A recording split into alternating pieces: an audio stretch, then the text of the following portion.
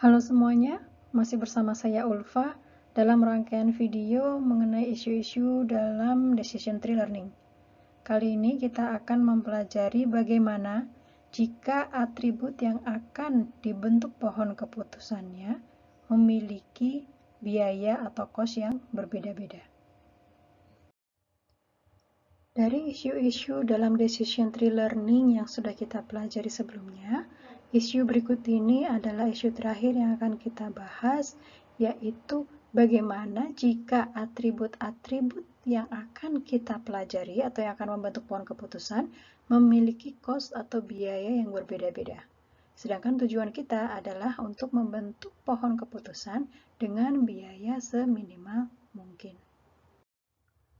Jadi ada kalanya ketika kita akan membentuk pohon keputusan dari training examples yang dimiliki, kita berharapnya pohon keputusan tersebut lebih mengutamakan atribut-atribut yang berbiaya rendah untuk bisa menentukan klasifikasi atau keputusan untuk data yang belum terlihat atau belum masuk dalam training examples nantinya. Ya, contohnya misalnya ketika dalam rumah sakit akan ditentukan diagnosis penyebab penyakit seorang pasien.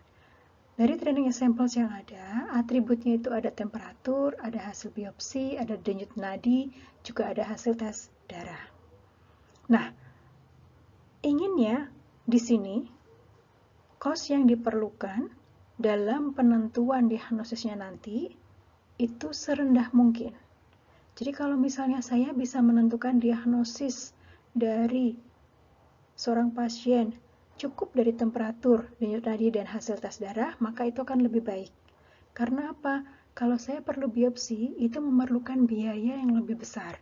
Biaya baik dari segi moneterinya maupun dari kenyamanan pasiennya. Jadi harapannya ketika nanti ada seorang pasien datang, saya cukup mengambil atribut-atribut yang cost-nya rendah saja.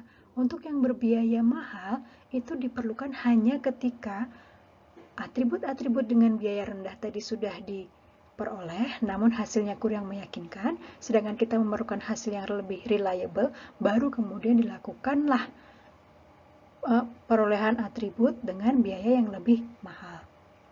Nah, oleh karena itu, karena adanya perbedaan biaya dari atribut-atribut ini, maka cost atau biaya itu juga diperhitungkan dalam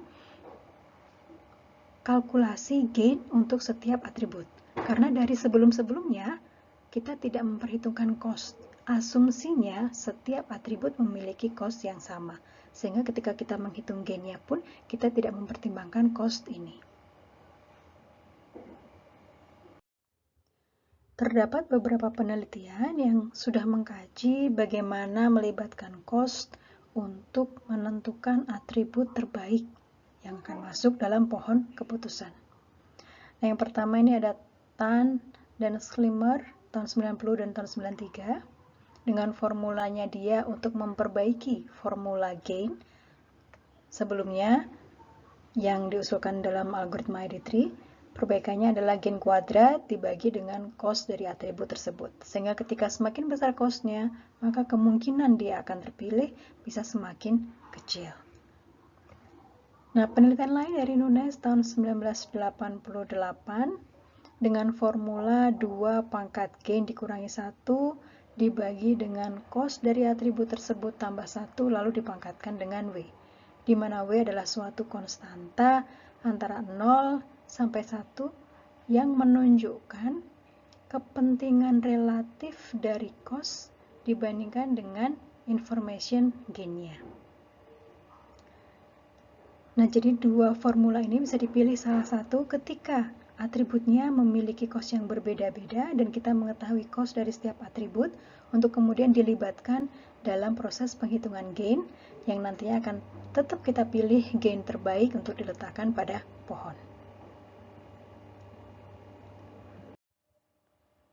Untuk mengakhiri rangkaian video terkait isu-isu dalam decision tree learning, berikut ini adalah latihan yang bisa Anda kerjakan. Yang pertama adalah coba dihitung gain ratio untuk atribut outlook. Anda perhatikan terdapat sebuah instance atau example yang missing value-nya ya untuk atribut outlook. Kemudian misalnya, kalau atribut Outlook sudah dipilih menjadi simpul atau atribut dalam pohon keputusan, kira-kira pencabangan untuk Outlook sama dengan Sunny, isi datanya seperti apa? Nah, kalau misalnya kemudian untuk data yang Outlook sama dengan Sunny tersebut, kita mau melakukan diskretisasi terhadap atribut humidity, kira-kira berapa thresholdnya, dan bagaimana pencabangannya. Jika diasumsikan sudah tidak ada lagi proses pembelajaran atau pemilihan atribut yang lain, kira-kira simpul daun untuk pencabangan humidity nanti seperti apa? Coba dikerjakan dan saya harap Anda bisa lebih paham mengenai materi isu-isu terkait decision tree learning setelah mengerjakan latihan ini. Demikianlah video mengenai penanganan jika atribut-atribut yang akan dibentuk pohon keputusannya memiliki cost atau biaya yang berbeda-beda. Video ini juga sekaligus mengakhiri rangkaian video mengenai isu-isu dalam decision tree learning. Selamat belajar!